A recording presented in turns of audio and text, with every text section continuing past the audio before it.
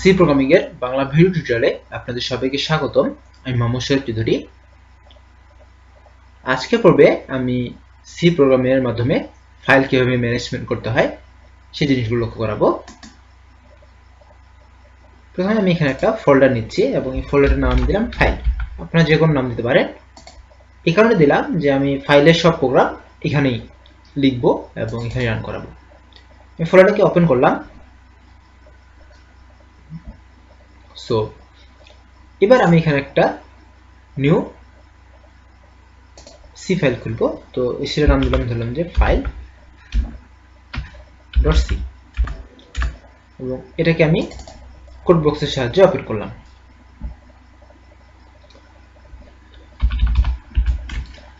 File management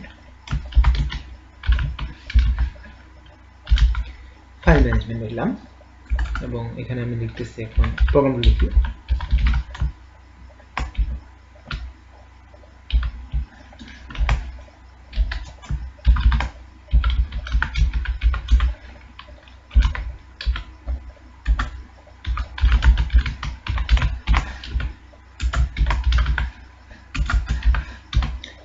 return 0 লিখলাম।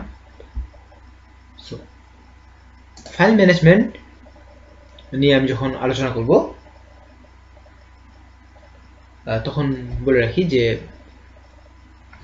বেশ কিছু হেডার ফ্রেম এখানে ইনক্লুড করি।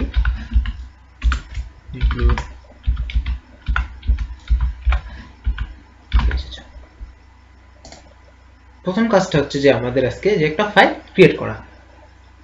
এখন আমি যে কাজটা করব যে এখানে ফাইল টাইপের একটা পয়েন্টার নিব। ফাইল টাইপের একটা পয়েন্টার নেওয়া কেন জরুরি সেটা বলি। কারণ আমরা যখন এই ফাইলটা ওপেন করতেছি, ধরুন এখানে কোনো একটা ফাইল আছে, অর্থাৎ সি ফাইলটা যখন আমরা ওপেন করতেছি, ওপেন করলাম আমরা কোড বক্সের সাহায্যে, তখন কি হলো যে একটা নির্দিষ্ট কিছু, যে আমি এখন এই ফাইলটাই ওপেন করতেছি, সেটাকে একটা ফাইলকে পয়েন্ট করতেছে। তো একটা ফাইল সবসময় ফাইল নেম দিয়ে তো আমরা পয়েন্ট করবো না, কারণ এখানে আমাদের একটা ভেরিয়েবলের মধ্যে করতে হবে। ফাইল নেমে স্পেস থাকতে পারে, ফাইল নেমে অনেক কিছু থাকতে পারে, সো এক্সটেনশন থাকতে পারে। সো যাই থাকুক না কেন, আমাদেরকে এই পয়েন্টারটা দিয়ে বোঝাচ্ছে যে আমরা যে ফাইলটা ওপেন করতেছি সেই ফাইলটা, এবং এই পয়েন্টারের সাহায্যে আমাদেরকে সেই ফাইলটাকে রিড করতে হবে, রাইট করতে হবে, ম্যানিপুলেট করতে হবে, ফাইলটাকে ক্লোজ করতে হবে। সো আমরা যখন বলেছিলাম যে সেভ করা যে ব্যাপারটা, তো ফাইল ম্যানেজমেন্টে সির সাথে যেটা আমরা করি সেটা মূলত ফাইলটাকে যদি আমরা ক্লোজ করে দিই, সেই ক্ষেত্রে ফাইলটা সেভ হয়ে যায়। যতক্ষণ আমরা ক্লোজ করবো ততক্ষণ সেই জিনিসটা সেভ হবে না। আচ্ছা, এখন ফাইল নামে আমরা একটা পয়েন্টার করলাম। এখন আমরা একটা ফাইলকে ক্রিয়েট করব। ফাইলকে যদি আমরা লেখার জন্য ওপেন করি তাহলে সেটা ক্রিয়েট হয়ে যায়। কারণ ফাইল হয়তো আপনারা লেখার জন্য ওপেন করবেন, সেটা হচ্ছে রাইট মোড, অথবা লিখতেছেন কোনো কিছু, অথবা আপনি যদি রিড করার জন্য করেন, তার মানে কি সেখান থেকে আগে থেকে ফাইল রয়েছে। দুটো, আপনি ফাইল থেকে হয় ফাইলে কিছু লিখবেন অথবা ফাইলে কিছু পড়বেন, এই দুটো কাজের বাইরে তো আপনি কিছু করবেন না। সো দুটো কাজের মধ্যে যদি আপনি পড়েন, তার মানে কি আগে থেকে এক্সিস্টিং ফাইল আছে, যে ফাইল আপনি পড়তে যাচ্ছেন, অথবা যে কাজটা হয় যে আপনি ফাইলে কিছু লিখতে যাচ্ছেন, আপনি যে ফাইলে লিখতে চান, তাহলে হয় আগে একটা ফাইল ছিল সেই ফাইলের মধ্যে লিখবেন, অথবা নতুন একটা ফাইল ক্রিয়েট করে লিখবেন। তো এখানে যে ফাংশনটা রয়েছে এফ ওপেন, এই ফাংশনটার দ্বারা হয় যে একটা ফাইল ওপেন হয়। অর্থাৎ এখন ওপেন হওয়ার ক্ষেত্রে যদি দেখে যে ফাইলটা ডাইরেক্টরির মধ্যে আছে, তো ফাইলটা ফোল্ডারে রয়েছে, সেই ক্ষেত্রে ওই ফাইলটি ওপেন হলো। আর যদি না থাকে তাহলে ওই নামে একটা ফাইল ক্রিয়েট করে সেটাকে ওপেন করে। সো এখন আমরা করব যে এফপি ইকুয়াল টু, যখন আমরা এফ ওপেন দিব, এর মানে হচ্ছে যে এই পয়েন্টার যে ফাইলটা আমরা ক্রিয়েট করতেছি সেই ফাইলটাকে এখন এই পয়েন্টারটা দ্বারা নিয়ন্ত্রণ করবে। আচ্ছা, এই ফাংশনটা, এটা এফ ওপেন একটা ফাংশন, এর হচ্ছে প্যারামিটার হচ্ছে দুটো। একটা হচ্ছে যে ফাইলের নেম, আমরা কি ফাইল দেব, ধরলাম যে আমরা এখানে দিলাম নিউ ডট টিএক্সটি দিলাম। এই ফাইলটা আমরা ক্রিয়েট করব, এটা হচ্ছে ফার্স্ট প্যারামিটার। এবং সেকেন্ড প্যারামিটার হচ্ছে যে আমরা এটাকে কি মোডে ওপেন করব। মোড ব্যাপার নিয়ে পরে আসি, আমি আপাতত ডাব্লিউ দিলাম। ডাব্লিউ দিয়ে বোঝাচ্ছে যে রাইট, এটা লেখার জন্য। সো এখন আমি এই প্রোগ্রামটাকে যদি রান করি, সেক্ষেত্রে দেখেন যে কিছু হয়নি, এখানে রিটার্ন করেছে, বাট কিছু একটা হয়েছে। সেটা আমরা বুঝতে পারবো এই ফাইল ডাইরেক্টরিতে যাই। দেখুন এখানে আগে যে শুধুমাত্র ফাইল ডট সি ছিল, এখন আরো 3টা ফাইল তৈরি হয়েছে। এই দুটো ফাইল সম্পর্কে আপনারা হয়তো আগে পরিচিত। এখন নিউ ডট টিএক্সটি যে ফাইলটা রয়েছে সেই ফাইলটা নতুন করে ক্রিয়েট হয়েছে। এর কারণটা কি? কারণ আমি এখানে নিউ ডট টিএক্সটি ফাইলটা ক্রিয়েট করেছি, অর্থাৎ আমরা এখানে যে ফাইলটা লিখবো সেই ফাইলটা ক্রিয়েট হয়ে যাবে। দেখুন এখানে ক্রিয়েট হয়ে গেছে। আমি যদি এগুলো আবার ডিলিট করে দিই, অর্থাৎ নিউ ডট টিএক্সটিকে ডিলিট করে দিলাম, ডিলিট করে দিয়ে আবার এই প্রোগ্রামটাকে রান করি, সেক্ষেত্রে আবার দেখবেন নিউ ডট টিএক্সটি ফাইলটা ক্রিয়েট হয়ে গেছে। উপরে দুটো ফাইল নিয়ে একটু বলি। একটা হচ্ছে অবজেক্ট ফাইল, একটা হচ্ছে .exe ফাইল। আমরা জানি যে আমরা যে ইংরেজি ভাষায় কথা বলি সেটা তো কম্পিউটার বোঝে না। কম্পিউটার শুধু 0 আর 1 ছাড়া কিছু 0 আর 1 বোঝে, এবং 0 আর 1 ছাড়া সে কিছু বোঝে না। কম্পাইলারের কাজ কি? আমাদের যে প্রোগ্রামিং ল্যাঙ্গুয়েজ ইংরেজিতে যেগুলো লিখতেছি, এই যে ইংরেজি এই টাইপের গুলো ফাইল, যেটা আমাদের অনেক বেশি পরিমাণে আমাদের সাথে রিলেটেড, অর্থাৎ আমরা খুব ভালোভাবে বুঝি, যেটাকে বলে হিউম্যান ফ্রেন্ডলি, সেরকম ভাষাকে সে কি করে 0 আর 1 এ কনভার্ট করে কম্পাইলার। এই 0 আর 1 এ কনভার্ট করার পরে যে স্টেটমেন্টগুলো দাঁড়ায় সেগুলো এই ফাইল ডট ও তে চলে আসে, এটাকে বাইট কোডও বলা হয়। সো এরপরে এখানে ফাইল ডট exe রয়েছে, এটা হচ্ছে যে এক্সিকিউটেবল ফাইল, অর্থাৎ আমরা যে এখানে রান করব প্রোগ্রামটা, যেহেতু আমরা জানি যে উইন্ডোজের সবগুলো ডট exe ফাইল, সেহেতু এটা হচ্ছে যে রান করার জন্য এটা। সো এটাই রান হয়।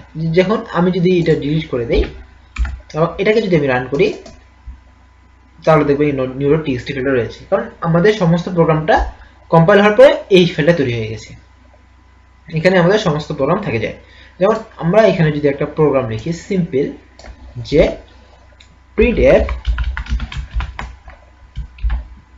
এখানে লিখলাম দিস ইজ টেস্ট,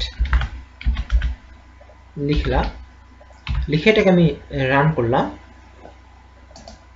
দেখুন দিস ইজ টেস্ট লেখাটা আসলো, এটা আমি কাটে দিলাম। সো এখানেও আছে, আমি এখন এগুলো ডিলিট করে দেবো। ডিলিট করে দেওয়ার পরে দেখুন এখানে যখন আমি ফাইল ডট সিটাকে রান করবো, সরি ভুল করে ফেলছি, আমি ডট exe ফাইলটা ডিলিট করে ফেলেছি, এটাকে আমি রান করলাম, দিস ইজ টেস্ট আসলো, আরো দুটো ফাইল আসলো, একটা অবজেক্ট ফাইল যেটা বাইট কোড, একটা ডট exe ফাইল। এটাকে আমি এখন যখনই রান করবো দিস ইজ ফাইল আসবে। দেখুন আসার সময় সময় চলে যাচ্ছে, এর কারণ কি? যে এখানে কম্পাইলারের সিস্টেমের সাহায্যে এটাকে প্রসেস রিটার্ন করে কিছুক্ষণ জন্য আটকে রাখা হয়, যেটা আমরা এখানে আটকে রাখিনি। এটা আমরা বিভিন্নভাবে আটকে রাখতে পারি, যেমন আমরা এখানে গেটস স্কোর আটকে রাখতে পারি, গেটস স্কোর রাখতে পারি, গেট ক্যারেক্টার ইউজ করলাম ধরলাম,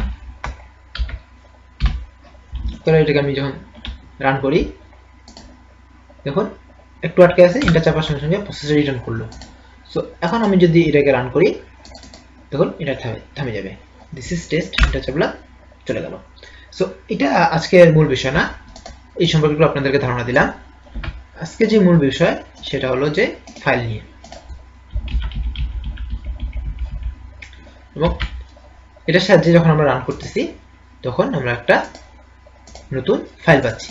সো আমরা এর মাধ্যমে দুটো জিনিস শিখলাম, একটা হচ্ছে যে ফাইল কিভাবে ক্রিয়েট করতে হয় এবং ক্রিয়েট করার সঙ্গে সঙ্গে তার নামটা দিয়ে দিতে হয়, আরেকটা হচ্ছে যে আমরা ফাইলটা কিভাবে ওপেন করব। এখন ফাইল ওপেন করলাম, এখন এর মধ্যে আমরা কিছু লিখব। এখন আমরা কিছু লেখার জন্য কি করি, যেমন কোনো কিছু লেখা, দেখুন একটা ব্যাপার যে আমি ফাইলে কোনো কিছু লিখতেছি, অর্থাৎ পিসির কাছ থেকে ফাইলে যাচ্ছে, তার মানে পিসি ফাইলে কিছু লিখাচ্ছে। এই জিনিসটা হচ্ছে কি, সে কিছু শো করতেছে, ফাইলে কিছু শো করতেছে, তার মানে আউটপুট দিচ্ছে। কোনো কিছু শো করাটাই হচ্ছে আউটপুট দেওয়া। সো আউটপুট দেওয়ার জন্য আমরা ডেস্কটপে আউটপুট দেওয়ার জন্য প্রিন্টএফ ইউজ করতাম। সো সিমিলার একটা ফাংশন ফাইলের জন্য রয়েছে, সেটা হচ্ছে fprintf। So fprintf function, so printf function আর fprintf ফাংশন মোটামুটি একই রকম। আমি প্রথমে printf ফাংশনটা লিখি,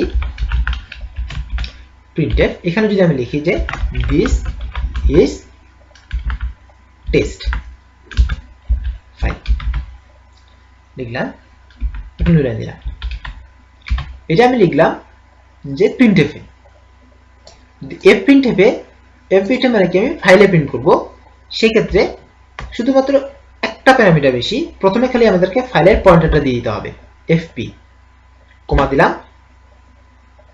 কমা দেওয়ার পরে এখানে আমাদেরকে পরে আমরা যেটা লিখতে চাই সেটা, বাকিটা হচ্ছে পুরোপুরি প্রিন্টএফ এর সমান। আপনারা জাস্ট প্রিন্টএফ ফাংশন লিখবেন, লিখার আগে এখানে কমা দিয়ে পয়েন্টার দিয়ে দিবেন আর সামনে একটা এফ দিয়ে দিবেন, কাজ শেষ বলতে পারেন। এটা প্রিন্টএফ ফাংশনের মতো কাজ করে। সো এখন বাকিটা এখানে লিখলাম যে দিস ইজ টেস্ট ফাইল। এখন আমি এখানে লিখবো প্রিন্টএফ, আর এখানে লিখবো এফ প্রিন্টএফ আপনাদের বোঝার সুবিধার জন্য। লিখে দিলাম, এখন লিখে দিলাম। সো এটাকে যদি আমি এখন রান করি, দেখুন this is test file printf, মানে এটা প্রিন্টএফ এর মাধ্যমে আমাদেরকে ডেস্কটপে শো করতেছে। এটাকে যদি আমি এখন ওপেন করি, তাহলে দেখুন this is test file F printf, অর্থাৎ এটা ফাইলে প্রিন্ট হয়েছে। দেখুন এখানে ফাইলে কিন্তু কিছু প্রিন্ট হয়েছে। সো ফাইলে প্রিন্ট করার কাজটা কি করতেছে, এই এফ প্রিন্টএফ করতেছে। এটাকে আমি কেটে দিলাম। So this is file F printf দিলাম। তো এখন আমি লিখবো দিস ইজ another test। এটাকে সেভ করলাম।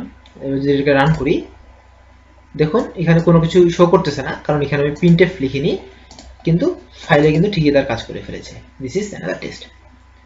ফাইল মোটামুটি মজার এই জন্য। সো আমরা আজকে শিখলাম যে কিভাবে ফাইলটা ওপেন করতে হয়, কিভাবে ফাইলে কিছু লিখতে হয়, এবং এখন যেটা শিখবো কিভাবে ফাইলটা ক্লোজ করতে হয়। ফাইল ওপেন করলে সেটাকে ক্লোজ করতে হবে। খুব সহজ একটা ফাংশন, এফ ক্লোজ লিখতে হয়।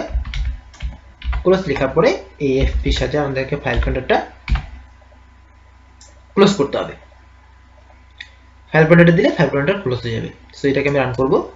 রান করলে দেখুন ক্লোজ হয়ে গেছে। সো ক্লোজ হয়ে গেলে কি হবে, ফাইলটা সেভ হয়ে যায়। আপনি সেভ না করলেও অটোমেটিক্যালি সেটাকে একসময় ক্লোজ করে দেয় যদি প্রোগ্রামটা শেষ হয়ে যায়। কিন্তু আপনি যদি ফাইল ক্লোজ না করেন তাহলে ঝামেলা কি কি পড়তে পারেন সেটা আমরা পরে দেখব। সো আপাতত বেসিক পর্যায়ে এতটুকুই। ধন্যবাদ সবাইকে আমার সাথে থাকার জন্য। দেখা হয় পরের টিউটোরিয়ালে। ধন্যবাদ সবাইকে।